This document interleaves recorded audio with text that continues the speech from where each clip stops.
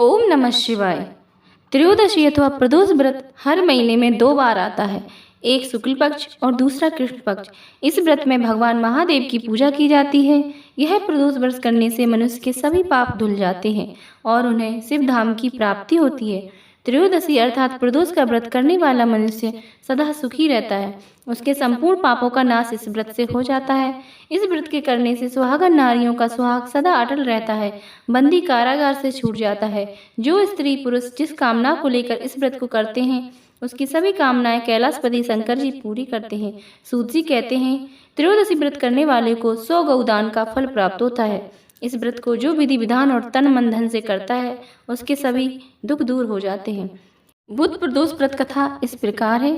सूत जी बोले, अब मैं आप लोगों को बुधवार त्रयोदशी व्रत की कथा सुनाता हूँ। इस व्रत के दिन केवल एक ही समय भोजन करें, हरे वस्त्र पहने और हरी वस्तुओं का सेवन करें। प्रातः काल उठकर नित्य क्रम से निवृत्त होकर शंकर जी का पूजन धूप दीप बेलपत्र से करें। प्राचीन काल की कथा है, एक पुरुष का नया नया विवाह हुआ था। वह गौने के बाद दूसरी बार पत्नी को लिवाने के लिए अपनी ससुराल पहुंचा और उसने सास से कहा कि बुधवार के दिन ही पत्नी को लेकर अपने नगर जाएगा।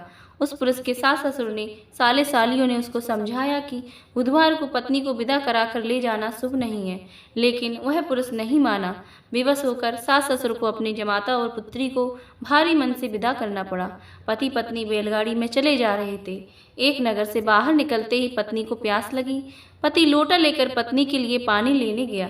जब वह पानी लेकर लौटा तो उसने देखा कि उसकी पत्नी किसी पराये पुरुष के लाए लोटे से पानी पीकर हंस हंस कर बात कर रही है। वह पराया पुरुष बिल्कुल इसी पुरुष के शकल सूरत जैसा ही था। यह देखकर पुरुष दूसरे अन्य पुरुष से क्रोध में आग बबूला होकर लड़ाई करने लगा। धीरे धीरे वह काफी भीड़ इकट्ठा हो गई। इतने में एक सिपाही भी आ गया। सिपाही ने स्त्री से पूछा कि सच सच बताकर तेरा पति इन दोनों में से कौन है? लेकिन वह स्त्री चुप रही, क्योंकि दोनों पुरुष हम शक्ल थे।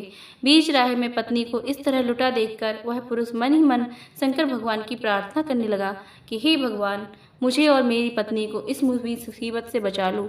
मैंने बुधवार के दिन अपनी पत्नी को विदा कराकर जो अपराध किया है, उसके लिए मुझे क्षमा करो। भविष्य में मुझसे ऐसी गलती ना हो। श्री शंकर भगवान उस पुरुष की प्रार्थना से द्रवित हो गए और उसी क्षण वह अन्य पुरुष कहीं अंतर्ध्यान हो गया। वह पुरुष अपनी पत्नी के साथ सकुशल अपने नगर को पहुंच गया। इसके बाद से दोनों पति पत्नी नियम पूर्वक बुधवार प्रदोष व्रत करने लगे। बोलो उमापति शंकर भगवान की जय। अब सुने शिव आरती। ओम जय शिव ओमकारा, प्रभु जय शिव ओमकारा। ब्रह्मा विष्णु सदा शिव अर्धांगी धारा। ओम जय शिव ओमकारा। एकानन चतुरानन पंचानन राजे। हंसासन गरुणासन वृषवाहन साजे। ओम जय शिव ओमकारा। दो भुज चार चतुर भुज, 10 भुज अति सोहे। बोले 10 भुज अति सोहे। तीनों रूप निरखता, त्रिभुवन जन मोहे। ओम जय शिव ओमकारा। अक्षि माला वन माला, मुंडी माला धारी। बोले मुंडी माला धारी। चंदन मृग मद सोहे, बाले शशिधारी। ओम जय शिव ओमकारा। श्वेतांबर पीतांबर वाघांबर अंगे। बोले वाघांबर अंगे। सनकादिक ब्रह्मादिक भूतादिक संगे।